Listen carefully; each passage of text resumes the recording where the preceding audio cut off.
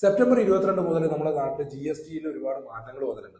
പ്രധാനമായിട്ട് കുറെ റേറ്റുകൾ എന്തായാലും ചേഞ്ച് ചെയ്തിട്ടുണ്ട്. കുറെ സാധനങ്ങൾക്കും സേവനങ്ങൾക്കും ടാക്സ് ഇല്ലാത്ത പോലത്തിലൊക്കെ ആക്കിയിട്ട് മാറ്റിയിട്ടുണ്ട്. അപ്പൊ കച്ചവടക്കാർ എന്തെങ്കിലും ഇതുമായി ബന്ധപ്പെട്ട് ശ്രദ്ധിക്കേണ്ടതുണ്ടോ എന്നുള്ളതാണ്. കച്ചവടക്കാർ ശ്രദ്ധിക്കേണ്ട ഏറ്റവും പ്രധാനപ്പെട്ട വിഷയം എന്താണെന്ന് വെച്ച് കഴിഞ്ഞാൽ നമ്മുടെ സോഫ്റ്റ്വെയർ ബില്ലിംഗ് സിസ്റ്റത്തിൽ പഴയ റേറ്റ് അനുസരിച്ചിട്ടായിരിക്കും നിങ്ങൾ ബില്ലടിച്ചുകൊണ്ടിരിക്കുന്നുണ്ടാവുക.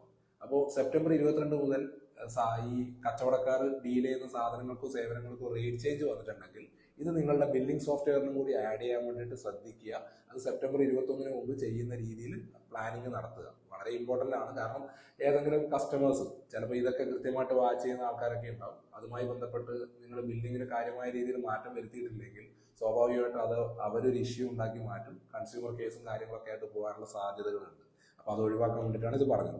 രണ്ടാമത്തെ കാര്യം, GST റേറ്റ് ഉണ്ടായിരുന്ന സാധനങ്ങളോ സേവനങ്ങളോ ഇപ്പം ഈ സെപ്റ്റംബർ 22 ശേഷം നിൽ റേറ്റ് എന്നതിലേക്ക് വന്നിട്ടുണ്ടെങ്കിൽ നിങ്ങൾ ചെയ്യേണ്ട ഏറ്റവും പ്രധാനപ്പെട്ട കാര്യം നിങ്ങളുടെ സെപ്റ്റംബർ 21 നിങ്ങളുടെ കയ്യിലുള്ള സ്റ്റോക്കിന്റെ റിപ്പോർട്ട് കൃത്യമായിട്ട് എടുത്തു വെക്കുക എന്നുള്ളതാണ്.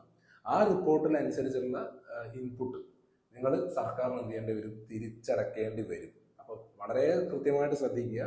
നിങ്ങൾ ഡീൽ ചെയ്തുകൊണ്ടിരിക്കുന്ന സാധനങ്ങൾക്കോ സേവനങ്ങൾക്കോ സെപ്റ്റംബർ 22 മുതൽ GST ഇല്ല എന്നാണ് വരുന്നതെങ്കിൽ നിങ്ങൾ സെപ്റ്റംബർ 21 വരെയുള്ള നിങ്ങളുടെ കയ്യിലുള്ള റോ മെറ്റീരിയൽസ് മറ്റുള്ള സാധനങ്ങൾ ഇതിൻ്റെയൊക്കെ സ്റ്റോക്ക് എന്ത് ചെയ്യുക, കൃത്യമായിട്ടൊരു സ്റ്റേറ്റ്മെന്റ് എടുത്തു വെക്കുക. ഭാവിയിൽ ഡിസ്പ്യൂട്ടുകൾ വന്നു കഴിഞ്ഞാൽ നിങ്ങൾക്ക് പ്രൂവ് ചെയ്യാനുള്ള ആധികാരിക രേഖയായിരിക്കും അത്. അതൊന്ന് എടുത്തു വെക്കുക.